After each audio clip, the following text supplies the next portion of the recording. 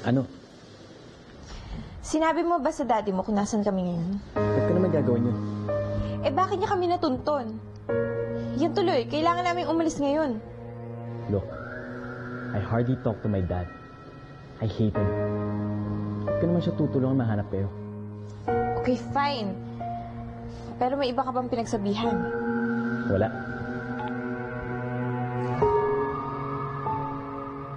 Sino yan? Yan po si Tito La. Ay, oo. Pumunta na rin po siya sa Chicago. Magandang araw po, Lolo at Lola. Ay! Magandang araw po. Ay, naku. Giselle, salamat na padalaw ka. Gusto ko ipakilala sa'yo ang aking apo. Hi, ako nga pala si Danica. Giselle. I've heard so much about you. Lagi kang kinakwento ni Lolo at Lola. Sabi nila mabait ka daw. Pati na din si Calvin. Magkakilala kayo ni Calvin? Oh, Natalia. Ma, mabuti dumating ka na. Dami pa tayong gagawin sa clinic. Ma, meron lang akong kailangan malaman mula sa inyo. Ano yun? What is it? Totoo ba na may kinalaman kayo ni Papa sa pagpapahirap sa mga magulang ni Paulina? Kaya siya naghihiganti sa atin?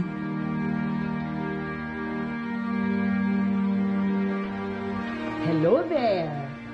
What brings you here? Gusto ko na i-confirm kung tuloy yung photoshoot natin.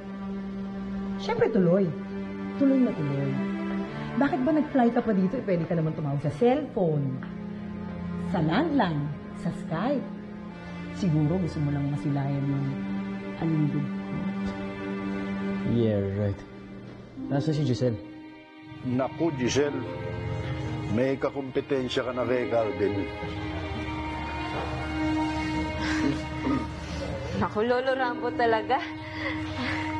May dala po akong prutas. Gusto niyo po ipagtalo po kayo?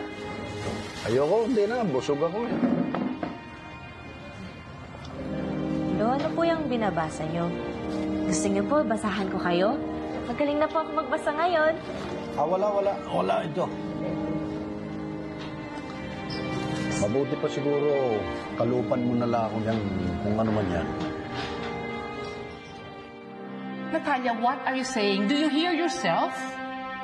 Sinabi ni Carl na may mas malalim na dahilan kung bakit nagagalit sa atin si Paulina. Si Carl. Si Carl. Si Carl. Alam mo ba, yung lalaking yan, puro problema ang dinadala niya sa buhay natin. At bakit mo naman hinahanap si Giselle? Because I want to marry her. Happy? Alam mo, mahilig ka din magbiro, no? Plus overpose yan. Wala dito si Pangit. Kaya asikasuhin daw siya. Umalis. Saan siya nagpunta? Interesado? Never mind. Harap-harap ng Pangit. Gabi. Akit pa.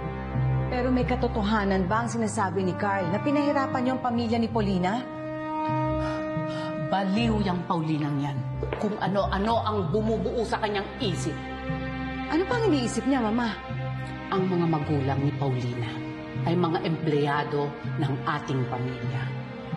Sinesante ng papa mo ang kanyang tatay dahil nahuli siyang nagnakaw. Pagkatapos nun, nalunon siya sa alak. Ewan ko kung sa droga, ewan ko na kung ano nangyari sa kanya. Hanggang yun ba, kasalanan ko? Yung lang ba yun, Mama? Yes, that's all. At kung ano-ano pang kwentong ginagawa ng Paulinang yan, hindi dahil sa kanyang nakaraan.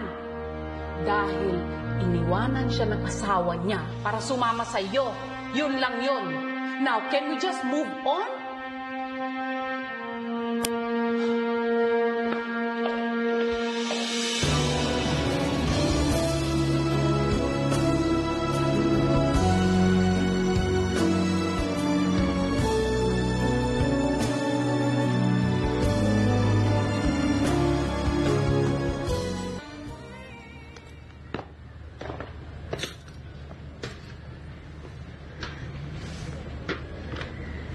Mukhang magiliw sa'yo si Lolo Rambo, ah. Oo. Ako lang kasi nagtsatsaga sa kanya eh.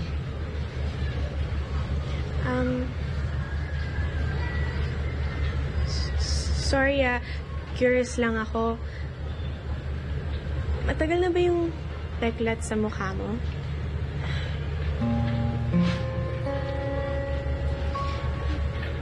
Kahit kasi may ganyan ka sa mukha mo, maganda ka. Nasunog kasi itong mukha ko nung sanggol pa lang ako. Sorry to hear that.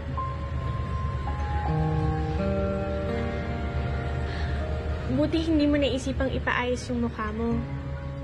Dapat masaya ako na nandito ka na. Pero hindi ko maiwasang mag-alala eh. Sigurado bang okay lang na bumalik ka na? Hello, Natalia! Sorry. Naiisip lang ako. Kailan ka ba naman nawala ng iniisip? Tungkol saan na naman ba ito? Meron kasing sinabi sa akin si Carl tungkol kay Paulina. Ano daw? Gusto ngang iretoke ng amo kong doktor. Sabi niya kapag gumanda ako, hindi na ako apihin ng mga tao at saka lalaitin. Kaya lang natatakot pa rin ako eh. Alam mo, Giselle, unang kita ko pa lang sa'yo, alam ko nang mabuti kang tao. Sabi rin ng mga matatanda dito. Kaso alam mo, hindi ka makakasigurado na mababago ng pagganda mong kapalaran mo. Ang mahalaga, mabuti kang tao. Wala kang naapakan. Doon ka makakakuha ng lakas at tibay ng loob. You should be proud of what God gave you. You're beautiful because your heart's beautiful. Wala. Well, speaking of Paulina, ano na nga palang gagawin natin sa kanila na Naomi? Pwede nating kuning witness si Miss Brenda. Siya ang nakakita ng pag-uusap nila Paulina at Naomi. Kukonsulta muna ako kay Attorney Lim tungkol sa pagsampa ng kaso kay Naomi. Baka naman talagang ginamit lang siya ni Paulina. Sorry kakamit lang natin, binibigyan na kita ng advice. Basta, pag-isipan mo na lang ng mabuti kung papaayos mo yung mukha mo. Okay? Sige, salamat. Sige, una na ako.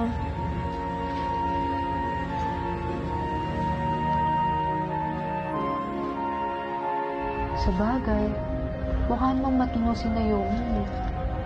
Isa pa, hindi naman niya siguro ilalagay sa alanganin ng buhay niya para lang dun kay Paulina na yun, no?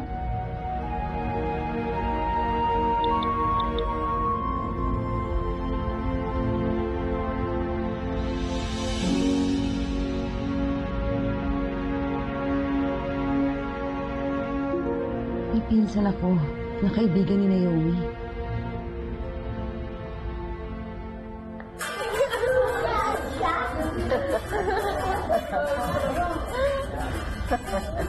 Mukhang you're really happy naman po dito sa home, Lola. Oo naman, talagang masaya ako. Mabait sa mga tao dito. At saka isa pa, nakita mo naman, alagang-alaga ako. Di ba? Pero Lola, why don't you come home po?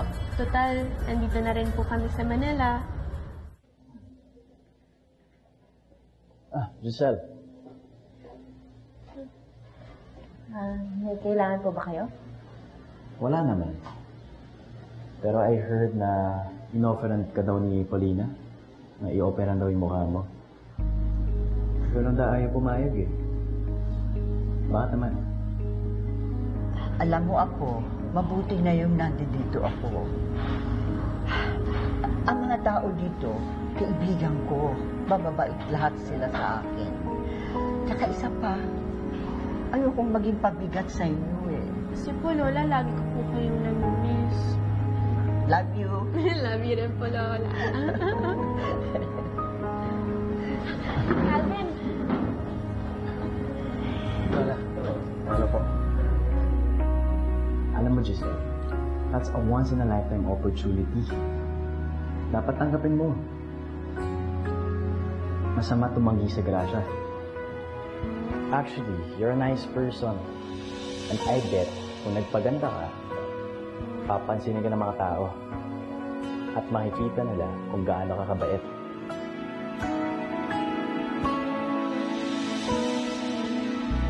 After you?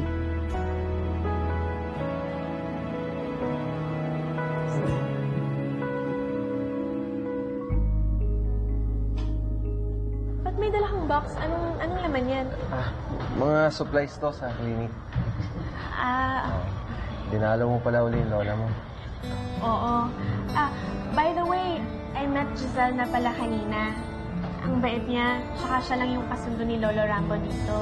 Oo. Gusto niyo talaga yan. Siya kasi yung nakatuto kay Lolo Rambo sa pag-aalaga. Sayang, sana nandito ka kanina. Medyo mahihain kasi siya kaya hindi kami masyadong nakapag-usap. Tsaka sana ikaw rin nagpakilala sa amin sa isa't isa. Oo. Nani ka, ako mauna na muna ako. Dadaling ko pa to ron eh. Sige. Marami kasi ito. Sige. Sige, mamaya na yun. Ingat ka. Excuse me po.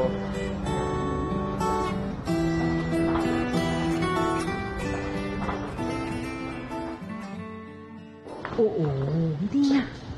Busy nga ako. Hindi nga namin ginagawa dito. Hello, mamaya. Ay, huli na? Hataw ka naman ngayon. Busy-busy. Patok na patok. Bertie, ano mo kailangan mo? Pagod na ako. Easy lang. Kaya lang naman ako nandito para sabihin sa'yo na yung pinapagawa mo, yung patayin sa sindaksi na yung ready na. Go signal mo lang hinihintay. Sige, pagawa mo na. Pero siguraduhin mo,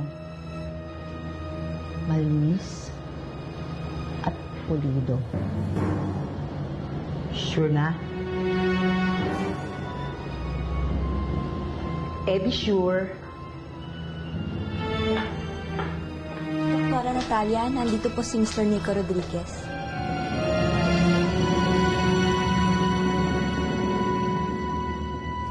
Calvin, may natitira pa bang pagmamahal sa puso mo para sa akin?